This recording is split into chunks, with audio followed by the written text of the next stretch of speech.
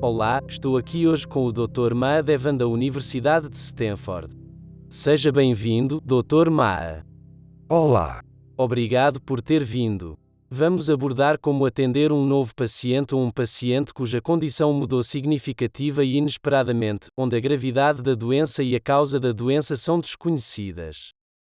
Existem três coisas que devemos fazer rapidamente e de imediato quando vemos pela primeira vez um novo paciente ou um paciente cuja condição piorou inesperadamente, quer trabalhemos no departamento de emergência, numa clínica ou num hospital. Essas três coisas são avaliar o paciente quanto à causa e gravidade de sua doença, pensar se o paciente está atualmente doente ou se ele pode ficar doente em questão de minutos a horas e agir, começar a estabilizar os pacientes que classificamos como possivelmente doentes. Portanto, nossa abordagem a um paciente desconhecido ou indiferenciado é diferente de como abordamos um paciente conhecido na comunidade, clínica ou hospital. No caso de um paciente desconhecido, avaliamos os pacientes, pensamos sobre a causa e a gravidade de sua doença e começamos a tratar e estabilizar os pacientes, tudo ao mesmo tempo, antes de sabermos exatamente a causa da doença do paciente. Ao fazer várias coisas ao mesmo tempo, é muito importante usar uma abordagem sistemática para a avaliação, onde fazemos a mesma coisa com cada paciente. Isso nos ajuda a evitar esquecer coisas e perder resultados importantes. Ao nos aproximarmos de nosso paciente, detectamos muitas pistas que nos dizem se o paciente parece doente ou não. Observar a aparência geral do paciente é muito útil para determinar se ele está doente. Contudo, não é uma estratégia perfeita. Portanto, depois de olhar sua aparência geral, passamos por uma breve avaliação que devemos repetir em quase todos os pacientes. Doutora Ma, o que você procura ao avaliar o aspecto geral de um paciente? bem, eu procuro se o paciente está cronicamente doente ou aparentemente saudável, e também procuro sinais de ansiedade, sonolência, fadiga respiratória e sudorese, que também significa suor. Depois de avaliar a aparência geral, passamos por uma breve avaliação começando com uma avaliação muito rápida do nível de consciência de um paciente usando o sistema de classificação de AVDS. AVDS significa alerta, verbal, responde à voz, dor, responde apenas a estímulos dolorosos e indiferente. Dr. Ma, como você avalia cada uma dessas classificações de AVDS? Ao avaliar se um paciente está alerta, gosto de ver se seus olhos estão abertos e se estão prestando atenção ao seu redor e a coisas como o médico, eu mesmo. Então, se for evidente que não estão prestando atenção ao que é ao seu redor, eu os cumprimento com um alô e se eles respondem à minha voz, então eu os classifico como verbalmente responsivos. Em seguida, se eles não respondem à minha voz, procuro fornecer alguns estímulos não prejudiciais e dolorosos, como beliscar a unha do polegar do paciente ou esfregar as articulações no seu externo com os nós dos dedos para ver se respondem. Se eles não respondem a duas tentativas de estímulos dolorosos, eu os classifico como não responsivos. Para os pacientes que classifico como D, ou seja, respondem apenas a estímulos dolorosos, e aqueles que não respondem, classifico-os mentalmente como doentes.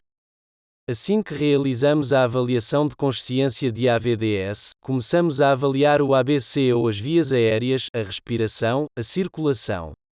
Se o paciente estiver falando normalmente, considere as vias aéreas abertas e desobstruídas.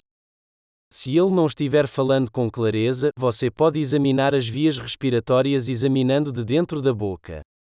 Depois de examinar as vias aéreas e remover qualquer obstrução óbvia, você avalia a respiração do paciente. Dr. Ma, como você normalmente avalia a respiração?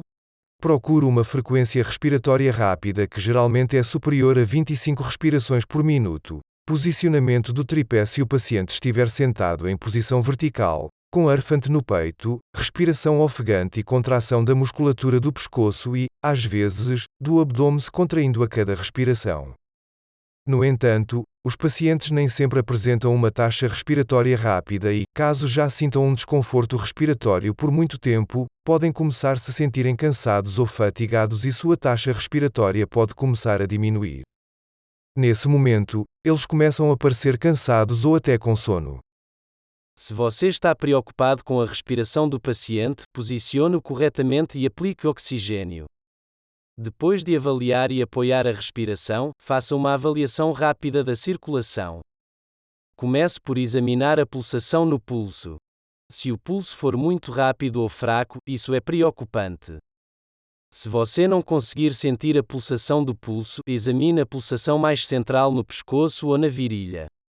Se você não conseguir sentir o pulso em lugar nenhum, peça ajuda imediatamente. Se houver algo anormal encontrado na avaliação das vias aéreas, respiração ou circulação, classifique o paciente como provavelmente doente.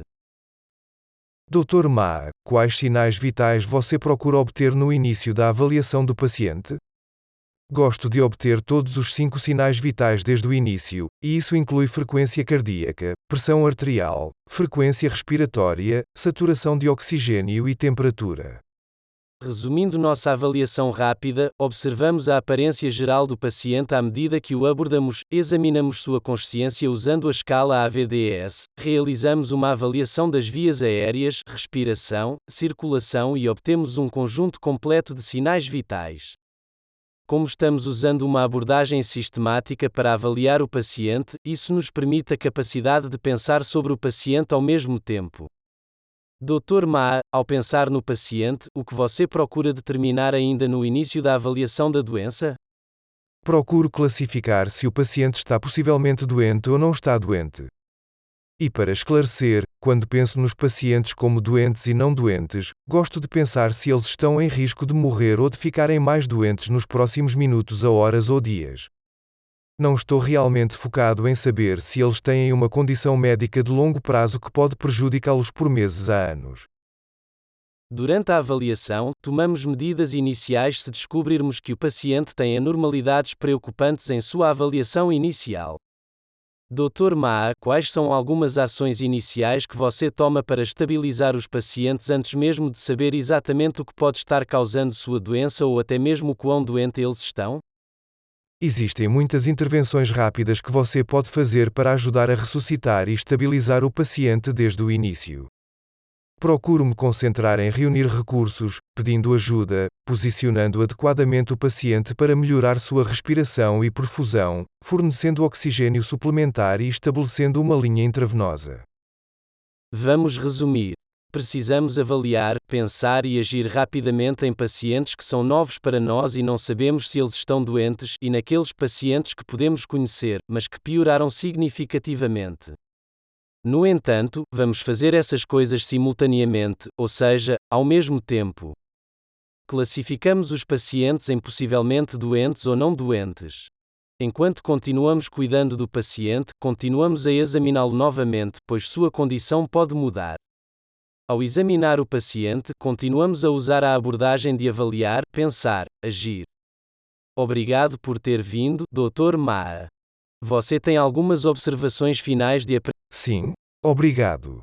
Lembre-se de ouvir seus pacientes com atenção. Se eles dizem que tem algo de errado, geralmente tem. Gere confiança por ouvi-los, expressando preocupação e atenção por eles e procure ser útil.